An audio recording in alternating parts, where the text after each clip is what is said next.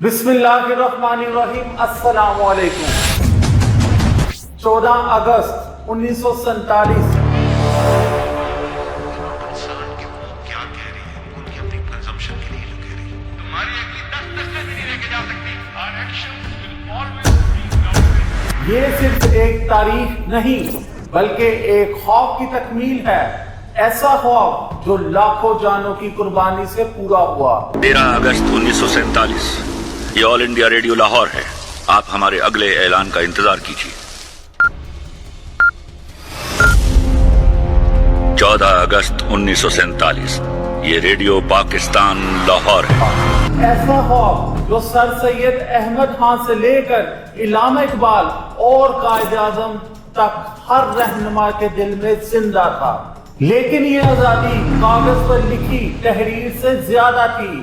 اس کے پیچھے لاشوں کے قافلے، آنسوؤں کے دریا اور خون سے رنگی زمین کی داستان تھی۔ سال 1947 کے وسط میں جب تقسیم کا اعلان ہوا تو برصغیر کے نقشے پر ایک نئی لکیر کھینچی گئی۔ قائد اعظم محمد علی جناح نے ابتدا میں متحدہ ہندوستان میں مسلمانوں کے حقوق کے تحفظ کے لیے جدوجہد کی، اور وہ کانگریس اور مسلم لیگ دونوں کے پلیٹ فارم پر کام کرتے رہے، لیکن وقت کے ساتھ ساتھ انہوں نے محسوس کیا کہ ہندو اکثریت مسلمانوں کو برابری کے حقوق دینے پر تیار نہیں ہے، اور ہر سیاسی معاہدہ یا اصلاحات کا عمل مسلمانوں کے مفاد کے خلاف موڑ دیا جاتا ہے۔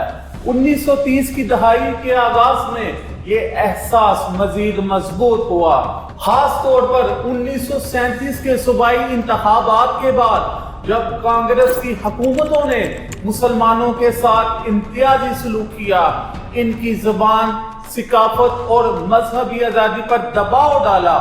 یہ وہ وقت تھا جب محمد علی جناح نے واضح طور پر سمجھ لیا کہ مسلمانوں کی بقا ایک علیحدہ خود مختار ریاست میں ہی ممکن ہے۔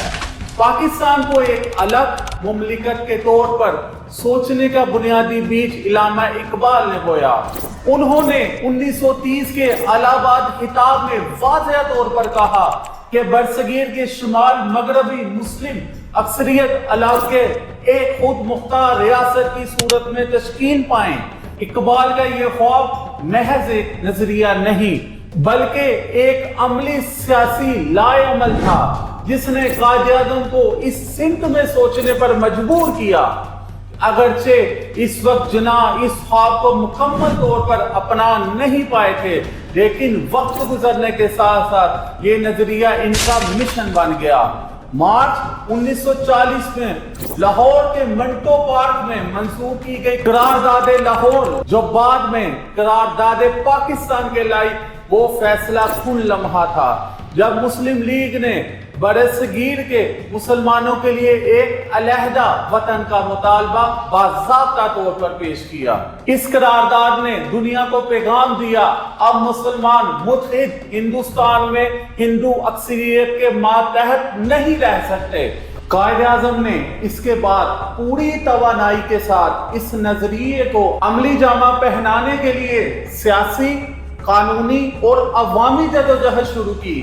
یوں علامہ اقبال کا خواب اور قائد اعظم کی قیادت ایک دوسرے کے ساتھ مل کر ایک ایسی تحریک میں ڈل گئے جس کا نتیجہ 14 اگست 1947 کو پاکستان کی صورت میں سامنے آیا۔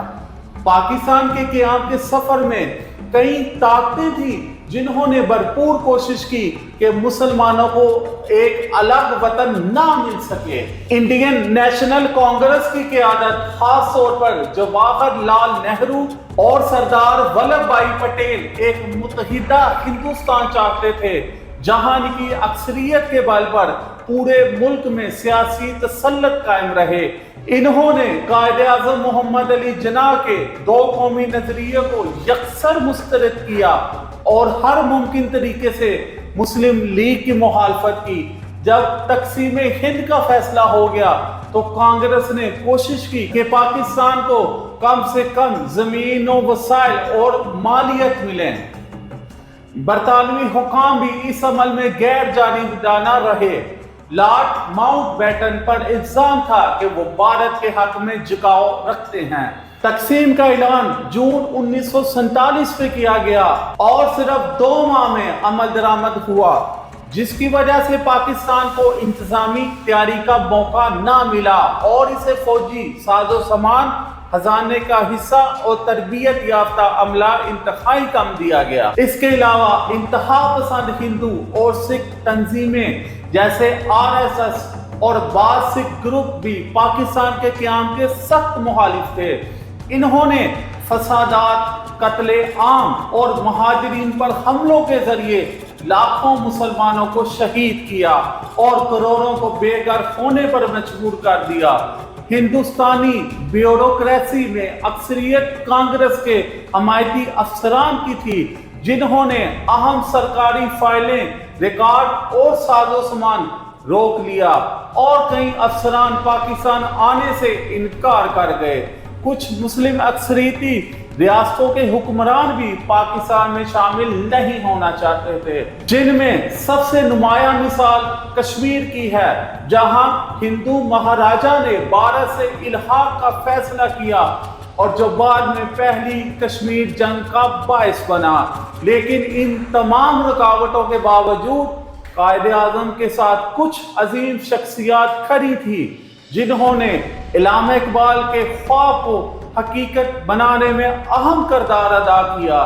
لیاقت علی خان نے سیاسی میدان میں قائد اعظم کا بھرپور ساتھ دیا، مسلم لیگ کو منظم کیا اور مالی وسائل فراہم کیے۔ فاطمہ جناح جو مدر آف نیشن کہلائیں، انہوں نے خواتین کو تحریک پاکستان میں متحرک کیا اور عوام کا حوصلہ بلند رکھا۔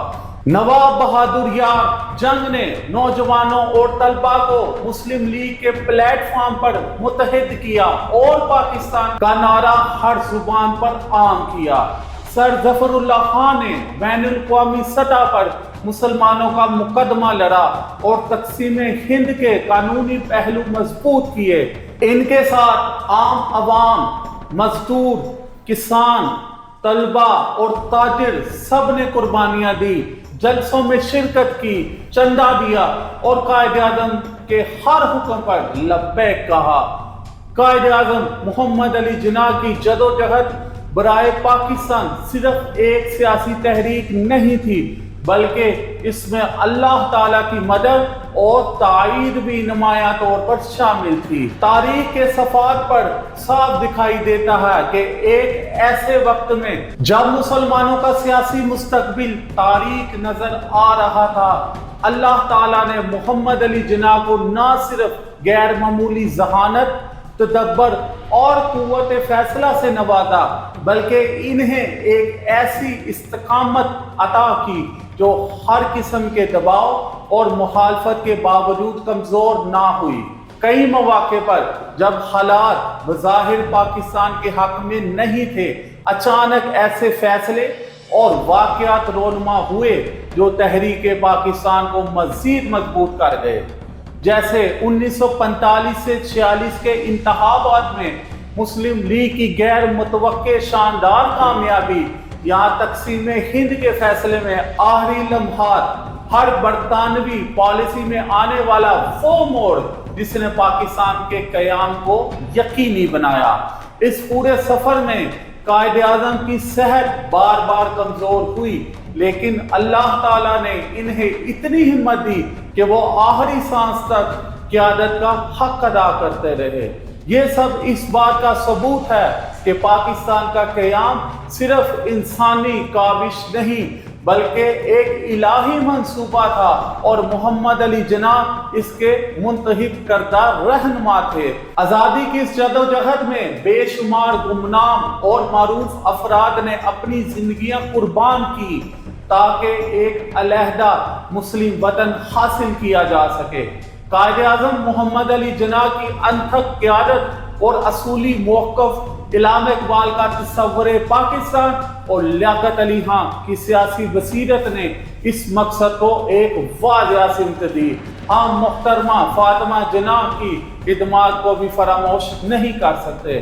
جنہوں نے خواتین کو آزادی کی جدوجہد میں شریک کیا، ان سب کی قربانیاں اور محنت اس بات کا ثبوت ہیں کہ پاکستان محض ایک ریاست نہیں بلکہ خون اور قربانی سے سینچا گیا خواب ہے جس کی حفاظت ہمارا فرض ہے۔